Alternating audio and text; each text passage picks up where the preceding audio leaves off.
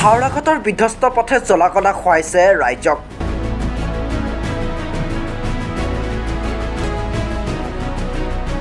জাল মাৰি বৰশী বাই অভিনৱ প্ৰতিবাদ এজেৱাইচিপিৰ। কাৰ্বি আংলং জিলাৰ হাওড়াঘাট নগৰৰ বহু ৰাস্তা ঘাটৰ বিধ্বস্তৰূপে জলাকলা খুৱাইছে ৰাইজক। নগৰখনৰ বহুকেইটা পথৰ অৱস্থা বৰ্তমান শোচনীয়। শনিবাৰে হাওড়াঘাটত অসম জাতীয়তাবাদী যুৱ ছাত্ৰ পৰিষদে ব্যতিক্ৰমী প্ৰতিবাদ সাব্যস্ত কৰে। পথৰ মাজতেই সৃষ্টি হোৱা পুখুৰী সদৃশ গাঁতত সংগঠনটোৱে জাল মাৰি বৰশী বাই সাব্যস্ত কৰে প্ৰতিবাদী কাৰ্যসূচী। আনহাতে চৰকাৰী বিৰোধী শ্লোগানেৰে উত্তাল কৰি তোলে ৰাজপথ। অতি শীঘ্ৰেই চৰকাৰ বিধায়ক তথা পৌৰসভাক জৰাজীৰ্ণ পথসমূহ মেৰামতি কৰি যাতায়াতৰ সুচল কৰি তুলিবলৈ দাবী উত্থাপন কৰে সংগঠনটোৱে।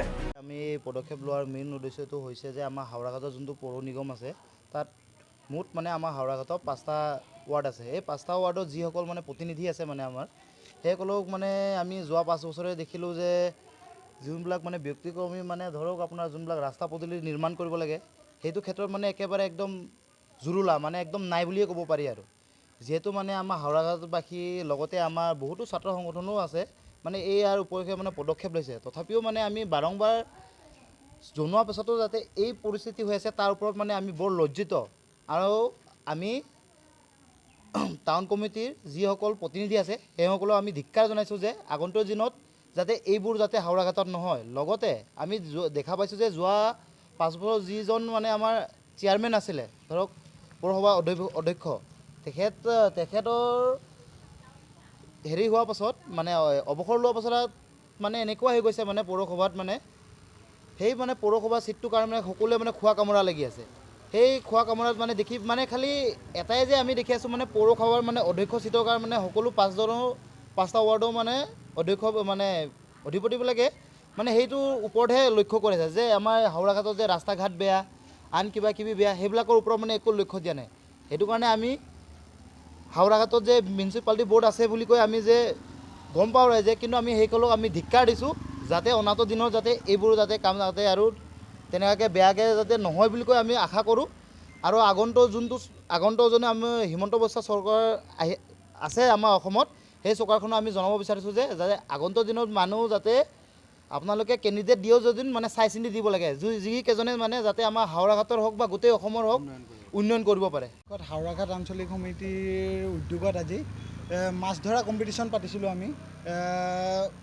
আজি 5 বছৰ অতিক্ৰম কৰাৰ স্বত্তেও পৌৰসভাৰ যিকেইজন পৌৰপতি আছে তেওঁলোকে একেবাৰে নিমাত দেখা পাইছোঁ। আমি ৰাস্তা ঘাটৰ ওপৰত একেবাৰে দুৰ্যোগ দেখা পাইছোঁ আমি ৰাস্তা ঘাটৰ।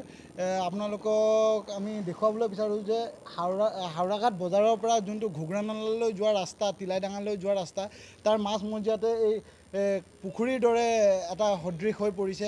আৰু আপোনালোকে দেখিবলৈ পাব যে হাওড়াঘাটৰ পৰা চিনেমা হল হৈ আপোনাৰ শ্মশানলৈ যোৱা ৰাস্তাত একেবাৰে দুৰৱস্থা। শ্মশানলৈ ৰোগীক আপোনাৰ মৃতদেহ এটা নিব নোৱাৰে বৰষুণৰ সময়ত, বাৰিষাৰ সময়ত। আৰু আপোনাৰ 3খনকৈ স্কুল থকাৰ স্বত্তেও হাওড়াঘাট হাই ছেকেণ্ডেৰী, হাওড়াঘাট শ্ৰীমন্ত শংকৰদেৱ আৰু অক্সফৰ্ড একাডেমীৰ নিচিনা স্কুল থকাৰ স্বত্তেও তেওঁলোকে সেই ৰাস্তা আজিলৈকে নবনালে।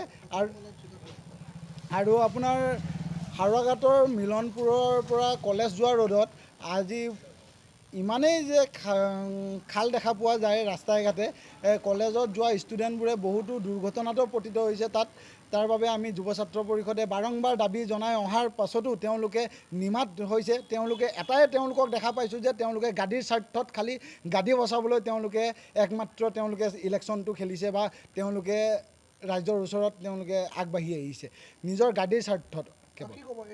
বিধায়ক আছে, MSC আছে। হয়, বিধায়ক আৰু MSCক আমি বাৰম্বাৰ জনাইছিলোঁ যে ৰাস্তা ঘাটৰ ওপৰত স্মাৰক পত্ৰ পৰ্যন্ত দিয়া হৈছিল, তাৰ স্বত্তেও তেওঁলোকে নিমাত দেখা পাইছোঁ।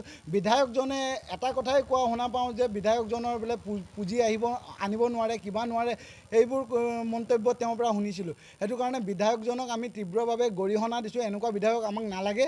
আৰু অনাগত দিনত যদি আমাৰ ৰাস্তা ঘাট যদি তেওঁলোকে সঠিক কৰি নিদিয়ে তেনেহ'লে তীব্ৰ গণতান্ত্ৰিক আন্দোলন কৰিবলৈ আমি বাধ্য হ'ম। হাওড়াঘাটত ৱাৰ্ড কমিশ্যনাৰকেইজনে আজিলৈকে কেনেধৰণৰ কাম কৰাৰ আপোনালোকে দেখা পাইছে? একেবাৰে শূন্য। তেওঁলোকৰ কামৰ নমুনা যদি আমি যদি ৰেটিং কৰিবলৈ যাওঁ তেনেহ'লে 0 10ৰ ভিতৰত একেবাৰে 0 দিব লাগিব আমি। আপোনালোকে নেপালী বস্তিৰ ফুটপাথ চাবলৈ যাওক, এটা কৃত্ৰিম বানপানীৰ সৃষ্টি হয়। এজাক বৰষুণ দিলে এটা কৃত্ৰিম বানপানীৰ সৃষ্টি হয় আৰু এই চৰকাৰখনে কোনো পদক্ষেপ নলয়। তেওঁলোকে বুজ ল'বলৈ যোৱা নাই মানুহৰ ঘৰত। এই 4-5 দিন আগত খুব বৰষুণ হৈছে, বৰষুণৰ ফলত মানুহৰ ঘৰত পানী সোমাই গৈছে। আমাক ফটো পৰ্যন্ত দিছে, আমি দেখুৱাবলৈ পাৰিম।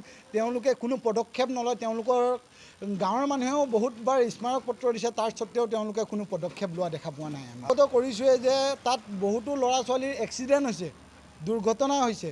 তাৰ পিছতো চৰকাৰখনে কোনো কাণসাৰ নিদিয়ে। একাংশ নেতাই খালি গাদী বচোৱাৰ স্বাৰ্থতহে তেওঁলোকে আছে। News desk report, Assam front.